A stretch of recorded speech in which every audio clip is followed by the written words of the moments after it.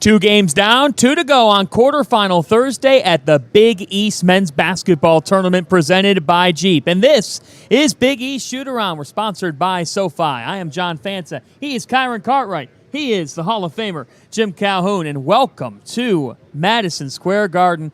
And we've seen Providence and Creighton advance. Who will join them tonight? It's Villanova St. John's, followed by UConn and Seton Hall. Let's begin by talking about how we've gotten here thus far. Providence winning 65-61 over Butler. This was a really gritty effort by the Friars. They found a way. Coach Calhoun, how did they find a way? Well, I think the 9 days off clearly affected them.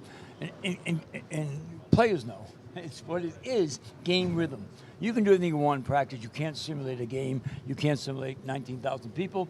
All those kind of things. You cannot simulate that. My point being, they look like a team that hadn't played in 9 days. Give credit to Butler. They put together 80 minutes of good basketball last night and today. And as importantly as anything else, there's no doubt in my mind, they've won a lot. You know how I know? They found a way today. I didn't know what it was going to be, and maybe Ed Cooley didn't. But they found a way, John, and that's the single most important thing.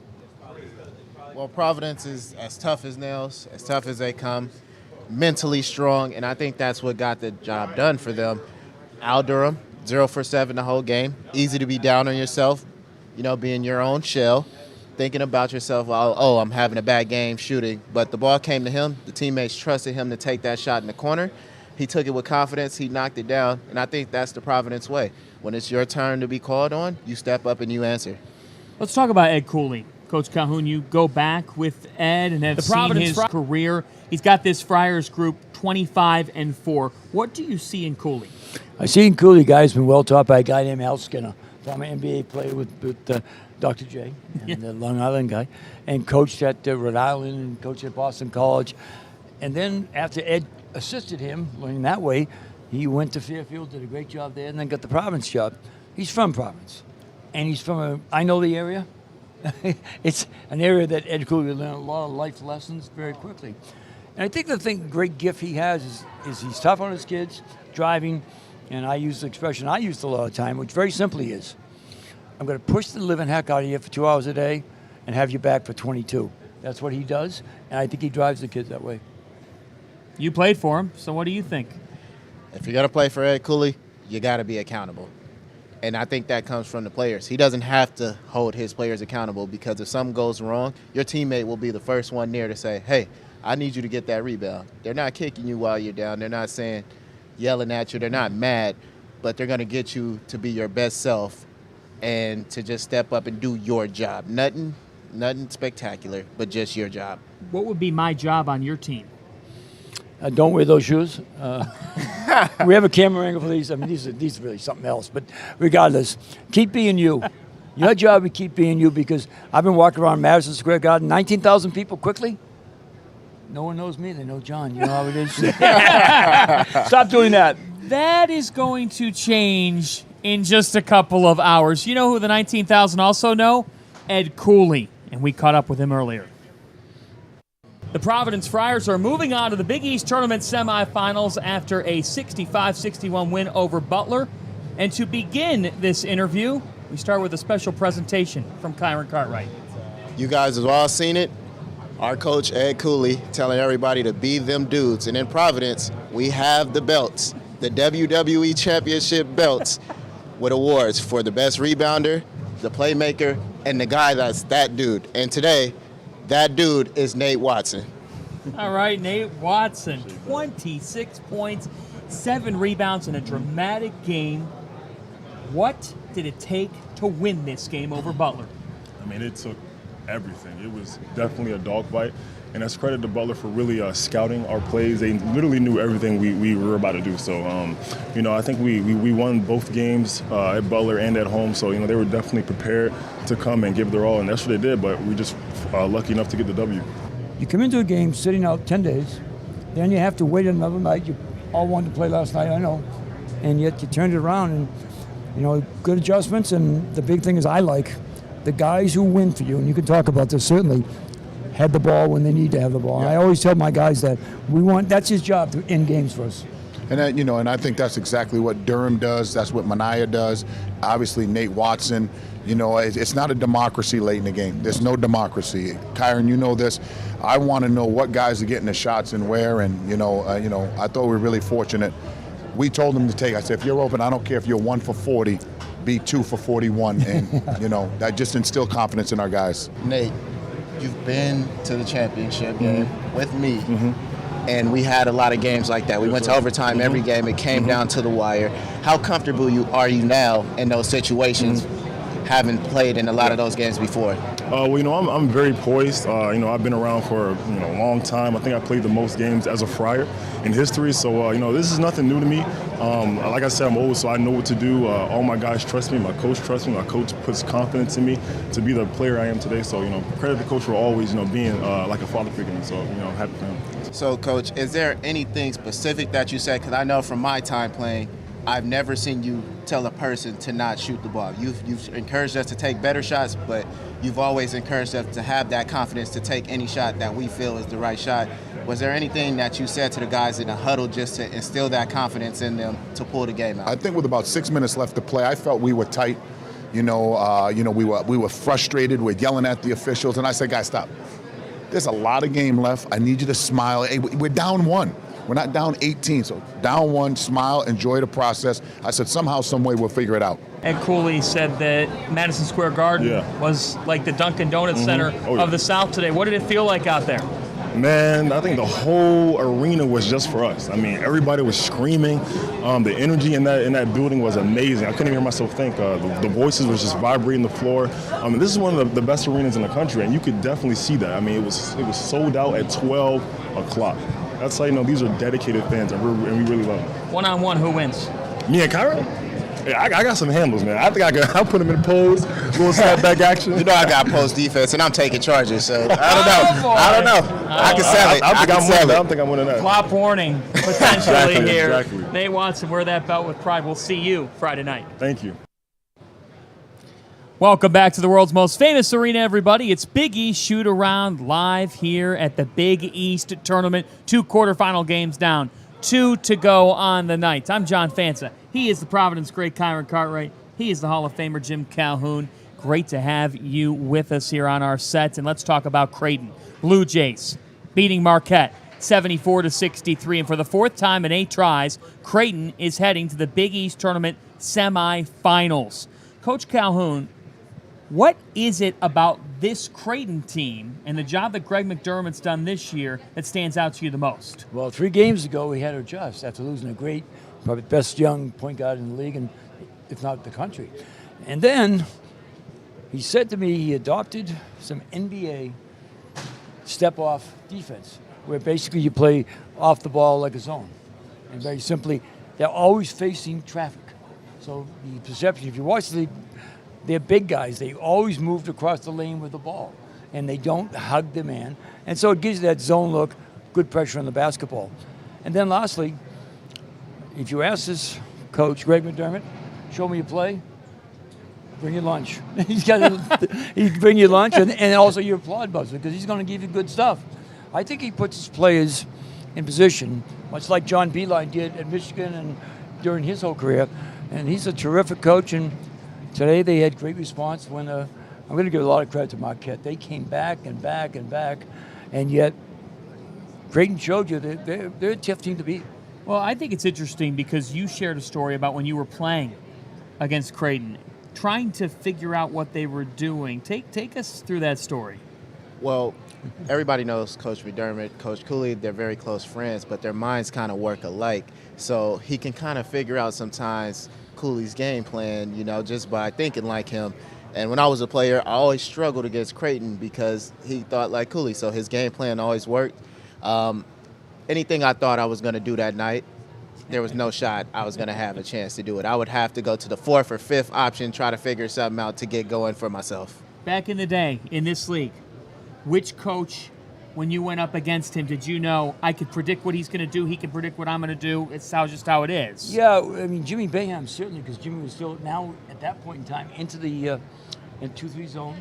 And, Jimmy didn't make it very complex. He just made it real good, and with great players, by the way, too. But Jimmy did that. I always thought that the guy who did more matchups in the 40-second shot clock was Rolly Massimino.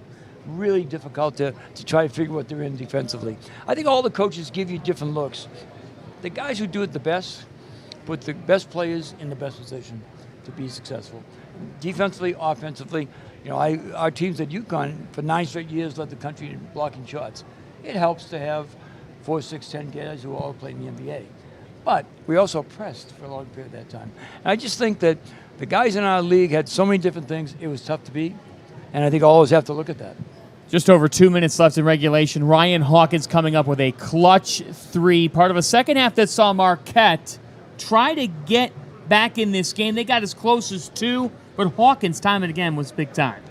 Definitely, but I think it was both of the Ryans together. He stepped up and made big shots on the offensive end, but Ryan Kalkbrenner on the defensive end might be one of the best defenders in the country because he affects so many shots. A lot of times you see a lot of those big swipe down, really sell out to go for the block, and they end up in foul trouble. And once they get those fouls, they can't contest that many shots at the rim anymore. But he does a great job of staying vertical. That way he doesn't pick up fouls. And now every shot is going to be a tough shot that you get at the rim against Creighton. In all the games, he averaged 2 fouls per game at 7-2. That doesn't happen because you're right, he's contesting every shot. Did you ever have a 7'2" big guy only foul 2 times a game? Emeka Okafor averaged 4.3 blocks per game. So he affected an awful lot. But no, I mean, he's obviously a very gifted kid, and I think he's got a future beyond Creighton. Let's hear from the Blue Jays. Ryan Hawkins and Greg McDermott joined us just moments ago. Joined now by Creighton head coach Greg McDermott after the Blue Jays beat Marquette, and they are on to their 4th Big East Tournament semifinal appearance. And Greg, this was a battle. Marquette, again, put together that last rally. You were able to stave it off. How? Yeah, I told the team in the locker room, I take timeouts when I see panic or unsureness or if my guys look scared. And I never saw that. I saw, okay, let's get to the next play. Let's execute it a little bit better. And, during that stretch, almost everybody on the floor made a play, whether it was offensively, defensively, Hawk hitting a big shot, O'Connell getting there, Kaluma had a great move going to the basket. I just trust these guys, and they trust one another. In this game, Marquette kept punching back. They got as close to within 2. You come up with a clutch 3 late. How much do you relish being this team's leader in those moments where they need you? That was just a moment where I found myself wide open at the top of the key. It's like, I got to have that ball. But no, it was just really good. Marquette's a great team, so they're not just going to go away and fade away in that game. But we found a way to make sure we kept getting stops, kept getting rebounds, and we scored enough to win. One of the things that Coach was saying yesterday, Mac, is that the Big East, when it was built, was big coaching names, whether it be Rowley or Boeheim, Louis, Coach Thompson. And you've been here since the beginning of this reconfiguration now of this brand new league. And, of course, Coach Calhoun knows what the coaches mean to this league. But I just look at the coaching matchup. You and Ed Cooley, and one thing that you brought up yesterday, Jim, was that it's all love when you're outside these gates. But when you do hit the floor, you want to beat the hell out of one another. 100%. We're not big coaching names. We're just big coaches, Cooley and I. But he used to be a little bigger than he is now. But he's so did I. We both lost a little okay. weight. I relate here too. Yeah, but obviously I've got tremendous respect for him, and the job that he's done this year has been incredible. One thing that you just brought up to the media in the press conference room was that Creighton is a hidden gem of a program in college basketball. Why? I think a big part of that's the coaching staff and the relationship that the coaching staff has with the fans. This is my first year at Creighton, and I felt the love from day one, the whole city of Omaha and all the Blue Jay fans. So for a transfer to be able to come in with a really young group with a lot of new faces and no core group returning, and for them to show up at the CHI for every home game and create an unbelievable environment for us. And then we come out here on the road in Madison Square Garden, and we still got a lot of blue out here with us. So it's the people that make it special, but I think a lot of that has to go to the coaching staff and the relationship that Coach Mack has built with the fans. You talked about the fans just now, their energy that they bring in Omaha, but there were clearly a lot of Creighton fans in the building tonight, and when you were open at the top of the key, I saw all the fans stand up. Did you feel that energy? Was there ever a doubt that you were going to hit that shot? No, that was one of those where you're too wide open that's like, you just instincts take over, and I didn't even. I don't remember shooting. Eyes it. are big before you yeah, get caught exactly. the ball. It's like you start salivating at the mouth. You're like, oh, That's this like one's me got to go before in. a steak. Oh yeah, a good steak, not just any steak, a good steak. Omaha steak.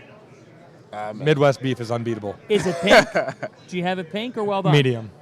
Right. Perfect. Okay. Right in between. And that's how good Ryan Hawkins has been, like a medium rare ribeye. You're as good as that, and you're on to the Big East semifinals. You're really gonna pick ribeye out of all the cuts of meat? What would you like? Oh man, I don't know. Not ribeye. I mean, it's not like it's a bad steak. It's just not the best steak. So choose one. You can choose. Give What's your me a favorite? fillet. Okay. Fillet? I'll take a Okay. fillet. Well, maybe you had a ribeye tonight and a filet tomorrow once you win a semifinal. No, actually, last night I had a strip, so I think I'm probably gonna have a New York strip again. It's a full buffet with Ryan Hawkins. Congratulations. Appreciate it. We thank the Blue Jays for stopping by. John Fanta back here with you on our shoot-around set. Still to come, Villanova and St. John, 7 Eastern time on FS1. That'll be followed by Connecticut and Seton Hall. And for the first time since, 2013, UConn will play a Big East tournament game in front of a full house at Madison Square Garden. That is to come around 9:30 Eastern time. Huskies and Seton Hall on FS1. But speaking of a full house, there was one about 11 years ago. I think it was 11. My memory comes in and out, but more importantly, I had a little 5'11" guy with me that day. Let's take a look at what that might have been here. Coach, what do you remember about this? Well, I know they ran pick and roll and they switched everything, and they made a mistake there. That's after McGee picked him up, and we said if he picks you up on the pick and roll, beat him. He did. Did you think it was going in? That was his shot. The step back. I have so many kids who have tried to use that step back move because it does give you separation. What'd you do after that win? They said I jumped pretty good, and I haven't dunked the ball in quite some time, so that's a good thing. For you, because you've played the game, and now recently for Providence, where were you when Kemba Walker hit that shot? I don't remember quite where I was, but I do remember watching the game. I used to watch a lot of Big East basketball, surprisingly, in California, because at my house we got the MSG network. So I was always watching a ton of Big East basketball, but I do remember the shot and just being a kid trying to recreate that, I never quite got to that point. I had a chance against Villanova, didn't recreate it though. That was a day game when he did that. So you won that game, and this was part of 5 and 5. Yep. Tell me what you ended up doing. You walk out of the Garden. Yeah, we walked. The coaches stayed to watch the second game being played, and then we got the kids back there and said, "Hey, we earned ourselves 2 more days." And I think that was the important thing. The whole thing, everybody was trying to make the idea of 5 games, 5 days. I'll ask this guy here, and he's going to tell me exactly what my players told me. You want to go back and practice, or you want to play games? What would you rather do? I'd rather play in the games every day of the week. And you just kept playing? Yeah, and we got good then. I mean, Kemba was special, obviously. Jeremy Lamb, who's now had a 7-year pro career. Shabazz Napier. We had 3 guys, young players. Or Alex Oriaki turned into a beast. And so we really got good that time, and then we went on to win 6 straight in the NCAA tournament. I've never think that kids ever get tired of doing something they love. And basketball is what our team loved. Do you ever get tired of this building on this stage? All I want is a pass for 365. I'll come every day and pray in the cathedral. And that is the perfect way to close our bridge show here. We will be back with you tonight for an After Dark edition. Nick Baugh will be back on our set with Kyron, and I'll have it for you here after Villanova St. John's and Seton Hall UConn. You think that UCONN chant's going to be out tonight, Coach? I do, and very simply, I'm not saying it, but you can't stop me from what I'm thinking. There he is. We'll talk to you later tonight on Big East Shootaround. Providence and Creighton are moving on. Who's going to join them at the world's most famous arena?